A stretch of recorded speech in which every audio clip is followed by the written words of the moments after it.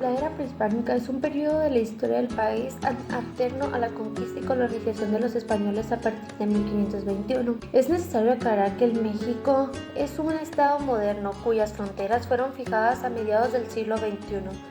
Por lo tanto, la historia de México de la época prehispánica es la historia de los pueblos que vivieron en ese territorio, no la historia del Estado mexicano en la época precolombiana, periodo paleoamericano, durante el cual de los grupos humanos eran nómadas, sobrevivientes de la recolección, la cacería y la pesca, y contaban con una tecnología lítica que fue mejorando constantemente a lo largo de milenios.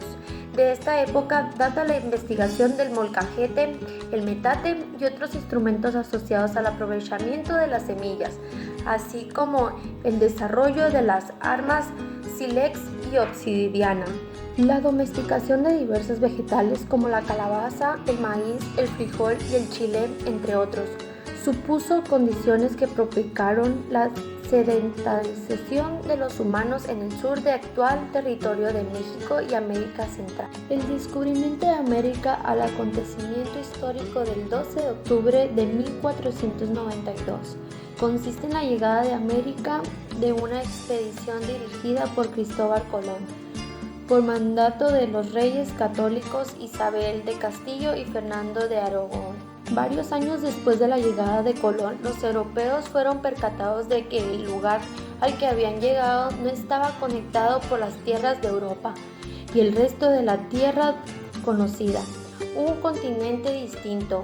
Hacia a partir de 1507 se le comenzó a llamar América e introdujeron como esclavos a millones de personas secuestradas en África, lo cual llevó a procesos de disolución y anomía de culturas milenarias. El contacto con los españoles tuvo un enorme impacto en América. Se introdujeron diferentes especies vegetales y animales, como el caballo, especie introducida en el segundo viaje de Cristóbal Colón y que se encontraba extinto en América desde tiempos remotos. Existe una clara distinción entre el acto mismo del descubrimiento, entendido como la serie de viajes que hicieron navegantes españoles que llegaron a América, y el encuentro entre culturas y el posterior proceso histórico conocido como la conquista de América. Yo les voy a contar un poco de las aportaciones de España a México en el arte culinario, en las épocas de colonización y la conquista. Entonces, los alimentos más conocidos en México en esa época eran el maíz, el chile, el tomate, el nopal y las calabazas. Las aportaciones que tuvo España eran las carnes, que fue el puerco, el caballo y la vaca. En las bebidas fue el vino, y las especies que utilizaba España en los alimentos eran albahaca, canela, orégano, perejil, tomillo, pimienta, nuez moscada, menta, hinojo. Entonces, las comidas que se pudieron hacer en esa época, con todo lo que aportaron de México a España y lo que tenían los mexicanos, eran con mole, pozole, tamal, cochinita pibil, pan de muerto y dulces envueltos. La independencia de México es uno de los acontecimientos más importantes en la historia de nuestro país. Esta extensa lucha que duró 11 años no solo marcó un cambio social, político y económico, sino también es un referente en cuanto a gastronomía se refiere. Uno de los platillos que hicieron su incursión en esta etapa y que hoy en día son deliciosos tesoros culinarios, como son los chiles en nogada.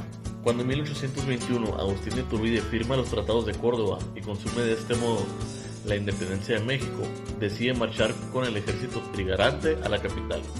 En su paso por Puebla, las madres agustinas del convento de Santa Mónica decidieron recibirlos con un platillo que representa los colores de la bandera del ejército, verde, blanco y rojo.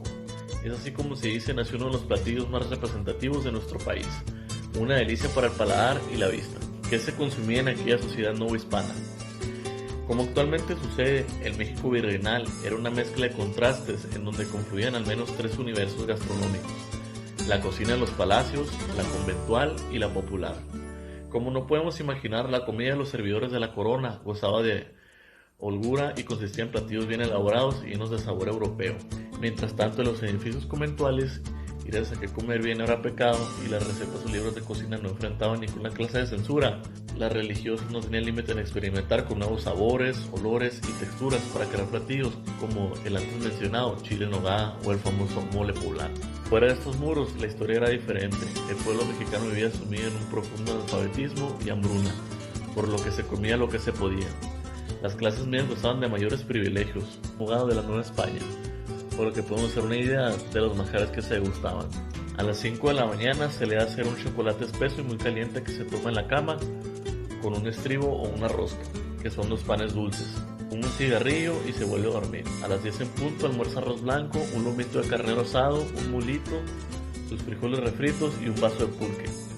A las 3:30 la comida, caldo con limón y chiles verdes, sopa de fideos y de pan, que mezcla en su plato un puchero con su calabacita de Castilla, albóndigas, torta de zanahoria o cualquier guisado, su fruta, su postre de leche y un vaso grande de agua destilada.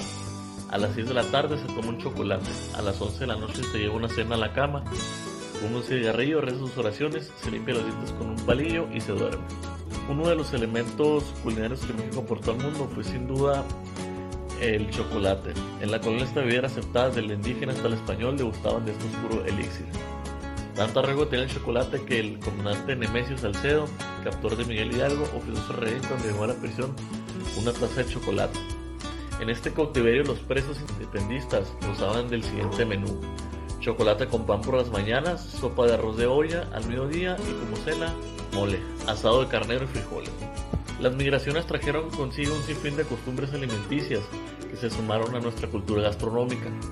De este modo se agregaron a nuestro diccionario gastronómico términos como menestras, que es en italiano guisado de verduras, fricases, francés fritura, que es en francés fritura, champiñones, que en francés es hongo, carlotas, que es un postre inventado para la princesa belga, bisques, sopa de cangrejo, rosbifos, que en inglés es res asada, crepas, que en francés es hoja de pasta fina, ponches, que en inglés es bebida, entre muchas más. Que es la gastronomía en la independencia de México. Tema de la guerra de los pasteles, cómo influyó la gastronomía, influencia gastronómica que tuvo Francia en México. Aunque es curioso que esta fusión de elementos culturales comenzó a partir de la segunda intervención francesa y los pasteles no tuvieron nada que ver. La primera influencia francesa en nuestro país comienza con la llegada de Maximiliano y Carlota como emprendedores. A diferencia de los quisquillosos virreyes españoles, la pareja real llegó a México con la intención de conocer su cultura e impulsarla dentro del país. Carlota era aficionada de la cajeta y le asombraba que algunas personas consumieran insectos, mientras que Maximiliano, con todo y su delicado estómago, consumía productos de la gastronomía mexicana con singular alegría. Desde entonces, México se quedó en unos elementos provenientes de culturas europeas. La presencia más importante de Francia en la gastronomía se comenzó a dar en el sector panificador. En la bizcochería y pastelería nacieron los garibaldis, los bougainvilleans, las ovejitas y las variaciones mexicanizadas de panes tradicionales franceses como el cuernito. Esta llegada de Porfirio Díaz cuando comenzó el afrancesamiento en nuestro país. Para las demás porfirianas era muy importante mexicanizar las recetas francesas, adaptándolas con las menores variaciones posibles a sus gustos y paladares. Porfiriato es una de las épocas más influyentes en la historia de México. Porfirio Díaz se levantó en armas un 16 de noviembre de 1876 en contra de la presidencia interina de Sebastián Lerdo de Tejada. El 28 de noviembre de 1876 tomó la presidencia, gobierno que duró durante 31 años. Porfirio Díaz tenía una gran admiración por Francia, y aquí entra mucho la gastronomía. Se empezaban a utilizar métodos de cocción nuevos como blanquear, escalfar, grillar, flamear, brasear, el baño María. Pero lo que más tuvo impacto en esta época fueron los postres. Todo lo que viene siendo la pastelería, la confitería, bollería, panadería, etc. Todo esto se realizaba con compendios traídos desde Francia para realizar los postres que el general Díaz deseaba. Un acontecimiento fuerte que pasó durante esta época fue que las clases sociales empezaron a distinguir más y la división de estas fue muy grande. Al momento de servir los alimentos, tenías que saber bien quién era de clase alta y quién era de clase baja. Las personas de clase alta siempre recibían sus alimentos en vasijas de porcelana, vasos de cristal. Lo que vendría siendo la clase baja seguía utilizando lo tradicional, que venían siendo vasijas de barro y cheles hechos igualmente de arcilla, porque no pertenecían a una clase alta. Porfirio Díaz, después de su viaje a Francia, trajo consigo una costumbre que los restaurantes de Francia tenían, que era el servicio al cliente. Y dio la idea de que si pertenecías a una clase muy alta, adinerada, etc., tendrías que ser atendido con una persona. Así es como surgen los meseros aquí en México. Porfirio Díaz nació un 15 de septiembre de 1830. Cuando se hizo el centenario de la independencia, Porfirio Díaz inauguró el Ángel de la Independencia, que se encuentra hoy en la Ciudad de México. Y a partir de ese momento se empezó a festejar consecutivamente el 15 y el 16. Todo esto para conmemorar tanto el cumpleaños de Porfirio Díaz como el grito a la independencia. Don Porfirio Díaz duró 31 años y esto generó que varias personas empezaron a planear un movimiento revolucionario que cambiaría la historia. A finales de 1909 y principios de 1910, la gente estaba cansada de la mano firme que Porfirio Díaz tenía sobre el país. En 1910 se iban a realizar las elecciones para la presidencia del país, se iba a reelegir Francisco Madero. Generó un plan llamado el Plan de San Luis, que convocaba a todo el pueblo de México a levantarse en armas, habiéndose agotado todos los recursos legales para derrocar a general Porfirio Díaz de la presidencia. Los llamaba a que pelearan para sacarlo, ¿no? Habiendo ganado las elecciones Porfirio Díaz de ese año, y el 20 de noviembre de 1910 comenzó la Revolución Mexicana. Un acontecimiento importante y que marcó mucho durante esta época fue el surgimiento de las llamadas Adelitas. Las Adelitas eran las esposas de los revolucionarios que iban con ellos a la guerra para cerciorarse de que tomaran agua, de que comieran, etc. Debido a esto, la comida preparada en casa y procesada de una manera compleja era imposible de hacer, ya que los recursos tanto de comida como de agua, etc., eran muy pocos debido a la guerra.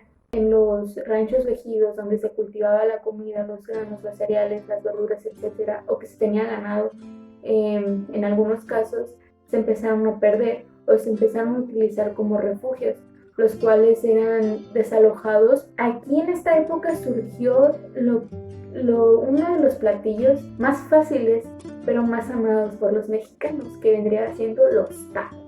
Los tacos y los burritos surgieron en la Revolución Mexicana aquí en México, porque era una manera sencilla de poner un guisado y dárselo al revolucionario. Las adelitas hacían ollas enormes antes de salir de sus casas o de donde sea que estuvieran. Ponían a hacer tortillas en las piedras. O sea, si no estabas en tu casa donde podías usar el comal u otras cosas, las adelitas hacían una fogata. Y en la fogata ponían piedras alrededor. Cuando estas piedras estaban calientes, ponían el nixtamal a cocerlo para que se formara la tortilla y luego le ponían el guisado y lo enrollaban, de manera que esta comida podía ser conservada un poquito más durante el camino a la guerra. Esta época nos dejó una de las delicias más ricas para los mexicanos, los burritos y los tacos. La gastronomía tiene una relación directa con el bienestar, desarrollo y situación de una sociedad. Es un reflejo de lo que está pasando y su estudio ayuda a comprender la idiosincrasia de un pueblo. De esta forma, el término gastronomía mexicana hace referencia a todos aquellos platillos que se desarrollaron en el territorio mexicano, ya sea con productos endémicos únicamente o con la combinación de estos y de productos traídos por otras culturas. Es común ignorar tanto el verdadero origen de muchos platillos mexicanos como la gran influencia extranjera que tienen. Sin embargo, se debe precisar que algunos son creaciones que plasman lo acontecido en una época específica y pueden ser de utilidad para entender lo que sucedía en ese momento de la historia.